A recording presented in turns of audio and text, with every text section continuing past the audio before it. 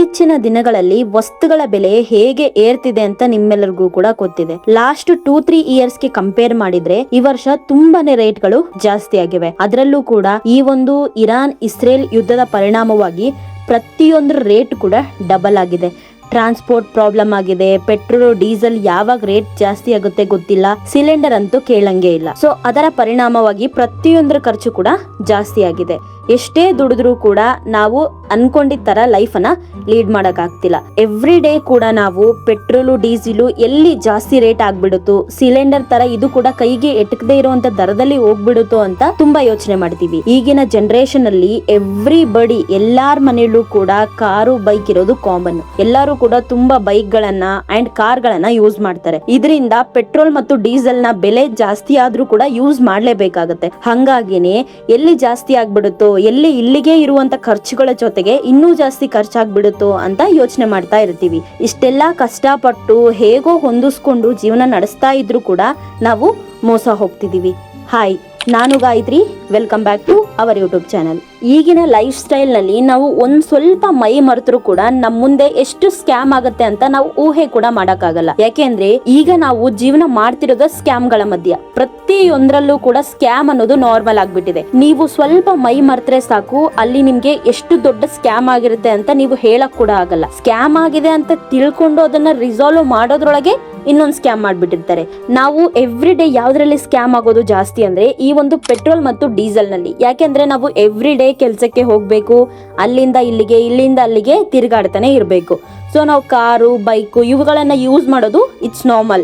ಹಾಗಾಗಿ ನಾವು ಪೆಟ್ರೋಲ್ ಅನ್ನ ಡೈಲಿ ಕೂಡ ಹಾಕಿಸ್ಕೊಳ್ಳೇಬೇಕು. ನಾವು ಅತಿ ಹೆಚ್ಚಾಗಿ ಮೋಸ ಹೋಗ್ತಿರೋದೇ ಇಲ್ಲಿ ಒಂದ್ ತರ ಎರಡ್ ತರ ಅಲ್ಲ, ಸುಮಾರು ತರದಲ್ಲಿ ನಮ್ಗೆ ಸ್ಕ್ಯಾಮ್ ಮಾಡ್ತಾರೆ. ಅಂಡ್ ಇಲ್ಲಿವರೆಗೂ ಈ ಒಂದು ಮೋಸದ ಬಗ್ಗೆ ನಿಮ್ಗೆ ಒಂದ್ ಚೂರು ಕೂಡ ಗೊತ್ತಾಗಿರಲ್ಲ. ಗೊತ್ತಾಗದೆ ಇರೋ ತರನೇ ಮೋಸ ಮಾಡ್ತಾರೆ. ಅಂಡ್ ನಿಮ್ಗೆ ಏನಾದ್ರೂ ಸ್ವಲ್ಪ ಆದ್ರೂ ಗೊತ್ತಾಯ್ತು ಅಂತಂದ್ರೆ ಆ ಗೊತ್ತಾಗಿರೋದನ್ನ ಅವ್ರಿಗೆ ಹೇಳೋದ್ರೊಳಗೆನೆ ಇನ್ನೊಂದ್ ಸ್ಕ್ಯಾಮ್ ಮಾಡಿರ್ತಾರೆ. ಪೆಟ್ರೋಲ್ ಬಂಕ್ ಅಲ್ಲಿ ಎಷ್ಟೆಲ್ಲಾ ತರ ಮೋಸ ಮಾಡ್ತಾರೆ, ಅದನ್ನ ಹೇಗೆ ನಾವು ಮೋಸ ಆಗದೆ ಇರೋ ತರ ನೋಡ್ಕೊಳ್ಳೋದು ಅಂತ ನೋಡೋಣ. ಫಸ್ಟ್ ನೀವು ಪೆಟ್ರೋಲ್ ಬಂಕ್ ಗೆ ಎಂಟ್ರಿ ಆಗಿದ ತಕ್ಷಣನೇ ನೀವು ಪೆಟ್ರೋಲ್ ಹಾಕ್ಸ್ಕೊಳ್ಳೋದ್ರ ಮೇಲೆ ಬಿಟ್ರೆ ಬೇರೆ ಯಾವ್ದ್ರಲ್ಲೂ ಕೂಡ ಗಮನ ಕೊಡಬಾರ್ದು. ಅಂಡ್ ನೀವು ಫಸ್ಟ್ ಹೋಗಿದ ತಕ್ಷಣ ಅಲ್ಲಿ ನೀವೇನ್ ಪ್ರೈಸ್ ಫಸ್ಟ್ ನೋಡ್ತೀರಾ.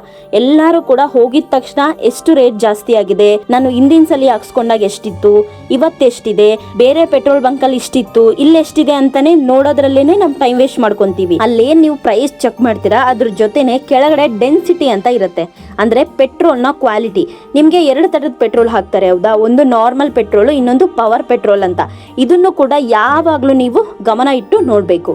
ನಾವು ಹೋಗಿ 500 ರೂಪಾಯಿ ಪೆಟ್ರೋಲ್ ಹಾಕಿ ಅಂತ ಹೇಳಿದ್ರೆ ಸುಮಾರು ಜನ ಫಸ್ಟ್ ಗೆ ಹೇಳ್ತಾರೆ ಪವರ್ ಪೆಟ್ರೋಲ್ ಇದೆ ಅಂಡ್ ನಾರ್ಮಲ್ ಪೆಟ್ರೋಲ್ ಇದೆ, ಯಾವ್ದು ಬೇಕು ಅಂತ ಕೇಳ್ತಾರೆ. ಇನ್ನೂ ಕೆಲವೊಬ್ರು ಜನ ಏನ್ ಮಾಡ್ತಾರೆ, ಪವರ್ ಪೆಟ್ರೋಲ್ ಈ ಪೆಟ್ರೋಲ್ ಏನು ಕೂಡ ಹೇಳಲ್ಲ, ಡೈರೆಕ್ಟ್ ತಗೊಂಡೋಗಿ ಪವರ್ ಪೆಟ್ರೋಲ್ ಹಾಕ್ಬಿಡ್ತಾರೆ. ಪವರ್ ಪೆಟ್ರೋಲ್ ಅಂದ್ರೆ ಅದು ಕಾಸ್ಟ್ ಜಾಸ್ತಿ ಪ್ಯೂರಿಟಿ ಇರುತ್ತೆ. ಸೊ ಇದಕ್ಕೂ ನಾರ್ಮಲ್ ಪೆಟ್ರೋಲ್ಗೂ ಏನಾದ್ರು ವ್ಯತ್ಯಾಸ ಇದೆನಾ ಮೈಲೇಜ್ ನಲ್ಲಿ ಅಂದ್ರೆ ಏನು ವ್ಯತ್ಯಾಸ ಇಲ್ಲ, ನಾರ್ಮಲ್ ಇರುತ್ತೆ. ಅದು ಸ್ವಲ್ಪ ಕ್ವಾಲಿಟಿ ಕಮ್ಮಿ ಇರುತ್ತೆ, ಇದು ಕ್ವಾಲಿಟಿ ಜಾಸ್ತಿ ಇರುತ್ತೆ. ಸೊ ಇದು ಪ್ಯೂರ್ ಆಗಿರುತ್ತೆ, ಅದರಲ್ಲಿ ಲೈಟ್ ಆಗಿ ಮಿಕ್ಸ್ ಇರುತ್ತೆ. ಬಟ್ ಅಲ್ಲಿ ಮೇನ್ ಆಗಿ ನೋಡ್ಬೇಕಾಗಿರೋದು ನಾವು ಪೆಟ್ರೋಲ್ ಮತ್ತು ಡೀಸೆಲ್ ಗೆ ಡೆನ್ಸಿಟಿ ಅಂತ ಇರುತ್ತೆ.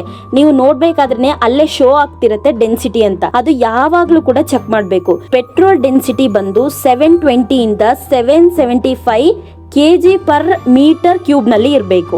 ಡೀಸೆಲ್ ಡೆನ್ಸಿಟಿ ಬಂದು 820 ಇಂದ 860 kg per ಮೀಟರ್ ಕ್ಯೂಬ್ ನಲ್ಲಿ ಇರಬೇಕು. ಇಷ್ಟು ಇಲ್ಲ ಅಂತಂದ್ರೆ ನೀವು ಹಾಕ್ಸ್ಕೊಳ್ಳೋ ಪೆಟ್ರೋಲು ನಿಮ್ಮ ಗಾಡಿಗೆ ಸೂಟಬಲ್ ಆಗಿಲ್ಲ ಅಂತ ಲೆಕ್ಕ. ಇದರಿಂದ ಏನೇನ್ ಪ್ರಾಬ್ಲಮ್ ಆಗುತ್ತೆ ಅಂದ್ರೆ ಮೈಲೇಜ್ ಕಮ್ಮಿ ಆಗುತ್ತೆ, ನಿಮ್ಮ ಬೈಕ್ ಮೊದಲಿನಷ್ಟು ಚೆನ್ನಾಗಿ ಓಡ್ಸಕ್ಕಾಗಲ್ಲ, ಒಳಗಡೆ ಇರುವಂತ ಮೋಟರ್ಸ್ ಎಲ್ಲ ಕೆಟ್ಟೋಗುತ್ತೆ. ಬರ್ತಾ ನಿಮ್ಮ ಗಾಡಿ ನಿಮ್ಮ ಕೈಯಲ್ಲಿ ಸರಿಯಾಗಿ ಬಾಳಿಕೆ ಬರೋದಿಲ್ಲ. ಸೊ ಹೀಗಾಗಿನೇ ಈ ಒಂದು ಕ್ವಾಲಿಟಿ ಡೆನ್ಸಿಟಿ ಅನ್ನೋದು ತುಂಬಾ ಇಂಪಾರ್ಟೆಂಟ್ ಆಗುತ್ತೆ. ಕೆಲವೊಂದ್ ಕಡೆ ಇದ್ರ ಬಗ್ಗೆ ಗೊತ್ತಿರಲ್ಲ ಅಂಡ್ ನೀವು ಅದನ್ನ ಚೆಕ್ ಮಾಡ್ಲೇಬೇಕು. ಫಸ್ಟ್ ಹೋಗಿದ ತಕ್ಷಣ ಅಮೌಂಟ್ ಹೆಂಗ್ ಚೆಕ್ ಮಾಡ್ತಿರೋ ಹಂಗೇನೆ ಇದನ್ನು ಕೂಡ ಚೆಕ್ ಮಾಡ್ಬೇಕು. ಅಲ್ಲಿ ಪ್ರತಿಯೊಂದು ಸ್ಕ್ರೀನ್ ನಲ್ಲಿ ಶೋ ಆಗ್ತಿರುತ್ತೆ ಅಲ್ವಾ, ಅದನ್ನ ಯಾವಾಗ್ಲೂ ಕೂಡ ಕರೆಕ್ಟ್ ಆಗಿ ಚೆಕ್ ಮಾಡ್ಬೇಕು. ಇನ್ನೊಂದು ಕ್ವಾಂಟಿಟಿ ಹೇಗೆ ನೋಡೋದು ಅಂತಂದ್ರೆ ಯಾವಾಗ್ಲೂ ಕೂಡ ನೀವು ಹಾಕ್ಸ್ಕೋಬೇಕಾದ್ರೆ ನೀವು ಹಾಕುವಾಗ ಕ್ವಾಂಟಿಟಿಯನ್ನ ಚೆಕ್ ಮಾಡ್ಬೇಕು. ಅಂದ್ರೆ ಎವ್ರಿ ಟೈಮ್ ಕೂಡ ನೀವು ಕಂಪೇರ್ ಮಾಡಿ ನೋಡ್ಬೇಕು. ನೀವು ಒಂದ್ಸರಿ ಹಾಕ್ಸ್ಕೊಂಡಾಗ ನಿಮ್ಗೆ ಗೊತ್ತಾಗುತ್ತೆ ಅಲ್ವಾ, ನನ್ನ ಹತ್ರ ಮೊದಲು ಎಷ್ಟು ಪೆಟ್ರೋಲ್ ಇತ್ತು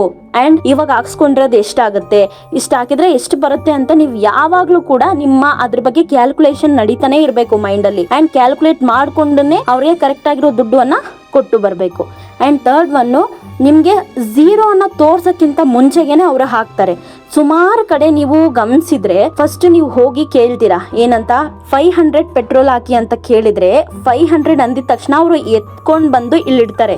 ಝೀರೋ ಇದೆ ನೋಡಿ ಅಂತ ಕೆಲವೊಬ್ರು ಹೇಳ್ತಾರೆ ಅಂಡ್ ಕೆಲವೊಬ್ರು ಹೇಳೋದಿಲ್ಲ. ಅಂಡ್ ಇಲ್ಲಿ ಏನಾಗುತ್ತೆ ಅಂತ ಹೇಳಿದ್ರೆ ಝೀರೋ ನೋಡಿಲ್ಲ ಅಥವಾ ಝೀರೋ ಬಂದಿಲ್ಲ ಅಂತಂದ್ರೆ ನಿಮ್ಗೆ ತುಂಬಾ ಅಲ್ಲೇ ಮೋಸ ನಡೆದೋಗುತ್ತೆ. ಸೊ ಯಾವಾಗಾದ್ರೂ ಕೂಡ ಫಸ್ಟ್ ನೀವು ನೋಡ್ಬೇಕಾಗಿರೋದು ಝೀರೋನ. ಯಾವಾಗ ವ್ಯಾಲ್ಯೂ ಅದೆಲ್ಲ ಚೆಕ್ ಮಾಡ್ತೀರಾ, ನಿಮ್ಗೆ ಹಾಕಕ್ಕಂತ ಪರ್ಸನ್ ಬರ್ತಾರೋ ಅವಾಗ ಫಸ್ಟ್ ನೀವು ಝೀರೋ ನೋಡಿ ಅಂದಿದ ತಕ್ಷಣ ಕರೆಕ್ಟ್ ಆಗಿ ಆ ಸ್ಕ್ರೀನ್ ನೋಡ್ತಿರ್ಬೇಕು. ಕಂಟಿನ್ಯೂಸ್ಲಿ ಎಲ್ಲ ಕಡೆ ಗಮನ ಇರಬೇಕು. ಇಲ್ಲಿ ಫ್ಯೂಲ್ ಫಿಲ್ ಆಗ್ತಿದೆನಾ, ಅಲ್ಲಿ ಓಡ್ತಿದೆನಾ, ಎಲ್ಲವನ್ನು ಕೂಡ ಗಮನಿಸ್ತಾ ಇರ್ಬೇಕು. ಇಲ್ಲ ಅಂದ್ರೆ ಅಲ್ಲಿನೇ ನಿಮ್ಗೆ ತುಂಬಾನೇ ಮೋಸ ನಡೆದೋಗುತ್ತೆ.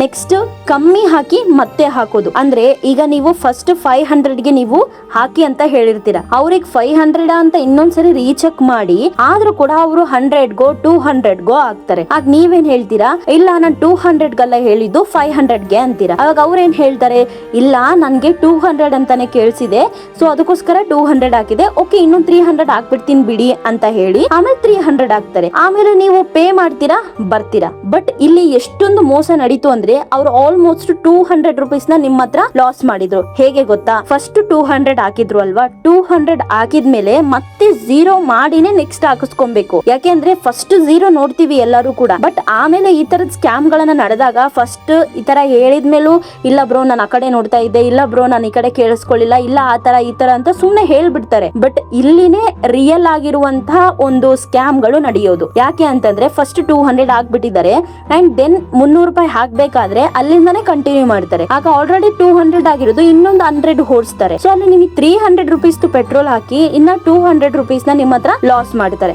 ಸೊ ಈ ತರ ಆದಾಗ ನಮ್ಗೆ ಏನಾಗುತ್ತೆ, ಮೇ ಬಿ ನಮ್ ಬೈಕ್ ಪ್ರಾಬ್ಲಮ್ ಆಗಿದೆ ಏನೋ, ಜಾಸ್ತಿ ಪೆಟ್ರೋಲ್ ಕುಡಿತಿದೆ ಏನೋ, ಅಥವಾ ಮೈಲೇಜ್ ಸಿಗ್ತಿಲ್ವೇನೋ, ಸುಮ್ನೆ ಇಲ್ದೇ ಇರೋ ಟೆನ್ಷನ್ ಎಲ್ಲ ಮಾಡ್ಕೊಂತೀವಿ. ಬಟ್ ರಿಯಲ್ ಫ್ಯಾಕ್ಟ್ ಏನು ಅಂದ್ರೆ ನೀವು ಅಲ್ಲಿ ಮೋಸ ಆಗಿ ಬಂದಿರ್ತೀರಾ. ನೆಕ್ಸ್ಟ್ ಒನ್ ಟೀಮ್ ವರ್ಕ್ ಹೇಗೆ ಮಾಡ್ತಾರೆ ಅಂತಂದ್ರೆ, ನೀವು ಹಾಕ್ಸ್ಕೊಬೇಕಾದ್ರೆ ಜಸ್ಟ್ ಹೋಗಿ ಅಲ್ಲಿ ನಿಂತ್ಕೊಂಡಿದ ತಕ್ಷಣನೇ ಒಬ್ರು ಬಂದು ಇನ್ನ ಪೆಟ್ರೋಲೇ ಹಾಕಿರಲ್ಲ ಅವಾಗೆ ಬಂದು ಫೋನ್ ಪೇ ಮಾಡ್ತೀರಾ, ಕ್ಯಾಶ್ ಕೊಡ್ತೀರಾ, ಕಾರ್ಡ್ ಕೊಡ್ತೀರಾ, ಇಲ್ಲ ನಿಮ್ ಬೈಕ್ ಚೆನ್ನಾಗಿದೆ ಹಂಗೆ ಹಿಂಗೆ ಅನ್ಕೊಂಡು ನಿಮ್ಮನ್ನ ಮಾತ್ನಲ್ಲಿ ನಿಲ್ಲಿಸ್ಬಿಡ್ತಾರೆ. ಈ ತರ ಆದಾಗೂ ಕೂಡ ಅಲ್ಲಿ ಝೀರೋ ಮಾಡ್ದೇನೆ ಹಂಗೆ ಕಂಟಿನ್ಯೂ ಹಾಕ್ಬಿಡ್ತಾರೆ. ಅವ ನೀವು ಝೀರೋ ನೋಡಕ್ಕಾಗಲ್ಲ. ಆ ಟೈಮ್ ನಲ್ಲಿ ನಿಮ್ಗೆ ಅಕಸ್ಮಾತ್ ಝೀರೋ ನೋಡಿ ಅಂತ ಹೇಳಿದ್ರು ಕೂಡ ಇವ್ರ ಹತ್ರ ಮಾತಾಡ್ಕೊಂಡು ಓಕೆ ಓಕೆ ಹಾಕಿ ಅಂತ ಹೇಳ್ಬಿಡ್ತೀರಾ. ಸೊ ಆ ಟೈಮ್ ನಲ್ಲೂ ಕೂಡ ಈ ತರದ ಪ್ರಾಬ್ಲಮ್ ಗಳನ್ನ ಮಾಡೋ ಚಾನ್ಸಸ್ ತುಂಬಾ ಇರುತ್ತೆ. ನೆಕ್ಸ್ಟ್ ಒನ್ನು ಮೀಟರ್ ಸೆಟ್ ಮಾಡೋದು. ಅಂದ್ರೆ ಆಲ್ರೆಡಿ ನಿಮ್ಗೆ ಏನ್ ಸ್ಕ್ರೀನ್ ಕಾಣ್ತಾ ಇರುತ್ತೆ ಅದು ಆಕ್ಚುಲಿ ಅವರು ಜಸ್ಟ್ ಸೆಟ್ ಮಾಡಿರ್ತಾರೆ. ಇದು ರೇರು ಬಟ್ ನಡೆಯುತ್ತೆ, ಆವಾಗಂತೂ ಕಂಪಲ್ಸರಿ ಮಾಡ್ತಾರೆ. ಯಾಕೆಂದ್ರೆ ಈ ತರ ಮಾಡ್ಬೇಕು ಅಂದ್ರೆ ಫಸ್ಟ್ ಇಂದಾನೇ ನಿಮ್ಗೆ ಆಲ್ರೆಡಿ ಎಲ್ಲ ಸೆಟ್ ಮಾಡ್ಬಿಟ್ಟಿರ್ತಾರೆ. ಹೇಗೆ ಗೊತ್ತಾ, ನೀವು ಜಸ್ಟ್ ಹೋಗಿ 500 ಹಾಕಿ ಅಂತಂದ್ರೆ ಫಸ್ಟಿಗೆ ಒಂದು 50 ರುಪೀಸ್ ಆರ್ 100 ರುಪೀಸ್ ಆಗೋವರೆಗೂ ಕೂಡ ಅದು ಚೆನ್ನಾಗಿ ಬರುತ್ತೆ. ಚೆನ್ನಾಗಿ ಬಂದ್ಮೇಲೆ ಆಮೇಲೆ ಒಂದು 2-3 ಸೆಕೆಂಡ್ಸ್ ಆರ್ 5-6 ಸೆಕೆಂಡ್ಸ್ ಬಿಡೋದಿಲ್ಲ. ಸ್ಟಾರ್ಟ್ ಮಾಡೋದು, ಸ್ಟಾಪ್ ಮಾಡೋದು, ಹೇರ್ ಫಿಲ್ ಮಾಡೋದು. ಸೊ ಈ ತರನೇ ಮಾಡಿ ನಿಮ್ಗೆ ಅಲ್ಲೊಂದು ಕನ್ಫ್ಯೂಷನ್ ಉಂಟಾಗ್ಬಿಡ್ತಾರೆ. ನಿಮ್ ಮೇ ಬಿ ಕೇಳಿದ್ರೆ ಏನಂತ ಹೇಳ್ತಾರೆ ಅಂತಂದ್ರೆ, ಇಲ್ಲ ಅದು ಫ್ಲೋ ಜಾಸ್ತಿ ಇದೆ, ಸೌಂಡ್ ಬರ್ತಿಲ್ಲ, ಒಳಗಡೆ ಇಟ್ಟಿದೀವಿ ಅಂತೆಲ್ಲ ಹೇಳ್ತಾರೆ. ಸೊ ನೀವು ಇಂಥವೆಲ್ಲ ಕೇಳಿಸ್ಕೊಳಕ್ ಹೋಗ್ಬೇಡಿ. ಕರೆಕ್ಟ್ ಆಗಿ ಕಣ್ಬಿಟ್ಟು ಕರೆಕ್ಟ್ ನೋಡಿ, ಬೀಳ್ತಿದೆನಾ ಇಲ್ವಾ, ಸ್ಟಾರ್ಟ್ ಆಗಿದೆನಾ ಇಲ್ವಾ. ಅಲ್ಲಿ ರನ್ ಆಗೋದೇನೋ ರನ್ ಆಗ್ತಾ ಇರುತ್ತೆ, ಬಟ್ ಇಲ್ಲಿ ಪೆಟ್ರೋಲ್ ಬೀಳ್ತಿರಲ್ಲ. ಅದೆಷ್ಟು ಕೂಡ ಅವ್ರಿಗೆ ಲಾಭ ಆಗುತ್ತೆ, ನಮ್ಗೆ ಲಾಸ್ ಆಗುತ್ತೆ. ನೀವ್ ಅನ್ಕೋಬಹುದು ಏನೋ ಒಂದು 50 ರೂಪಾಯಿ 100 ರೂಪಾಯಿ ಎಲ್ಲ ಹೋಗ್ಲಿ ಬಿಡು, ಎವ್ರಿ ಟೈಮ್ ಅದೇ ತರ ಮಾಡಲ್ಲ ಅಂತ ಅನ್ಕೋಬಹುದು. ಬಟ್ ನಮ್ಗೊಬ್ರಿಗೆ ಈ ತರ ಆಗಿದೆ ಅಂತ ಅಂದ್ರೆ ಎವ್ರಿ ಡೇ ನಲ್ಲಿ ಅವರು ಓವರ್ ಆಲ್ ದಿನದಲ್ಲಿ ಒಂದು 5-10 ಜನಕ್ಕೆ ಅಥವಾ 20 ಜನಕ್ಕೆ ಈ ತರ ಮಾಡಿದ್ರು ಅಂತ ತಿಳ್ಕೊಳ್ಳಿ, ಎಷ್ಟೊಂದು ದುಡ್ಡು ಆಯ್ತು ಅಲ್ಲಿ. ಸೊ ಈ ತರ ಫ್ರಾಡ್ ಮಾಡ್ಕೊಂಡು ಹೋದ್ರೆ ಹೇಗಾಗುತ್ತೆ ಅಂತ ನೀವೇ ಯೋಚನೆ ಮಾಡ್ಬೋದು. ಆಲ್ರೆಡಿ ಈ ಒಂದು ಪೆಟ್ರೋಲ್ ಡೀಸೆಲ್ ರೇಟ್ ನ ನೋಡಿ ನಾವು ಆಗ್ಲೇ ಸುಸ್ತಾಗ್ಬಿಟ್ಟಿದೀವಿ. ಈ ಒಂದು ಸಿಲಿಂಡರ್ ಪ್ರಾಬ್ಲಮ್ ಆಗಿರೋದ್ರಿಂದ ಯಾವಾಗ ಇದು ಕೂಡ ಜಾಸ್ತಿ ಆಗಿ ಇನ್ನೂ ಪ್ರಾಬ್ಲಮ್ ಆಗುತ್ತೆ ಅಂತ ಎಲ್ಲರೂ ಕೂಡ ಟೆನ್ಷನ್ ಆಗಿದ್ದಾರೆ. ಅದರಲ್ಲೂ ಕೂಡ ಈ ತರದ ಫ್ರಾಡ್ ಗಳನ್ನ ಮಾಡಿ ಇನ್ನೂ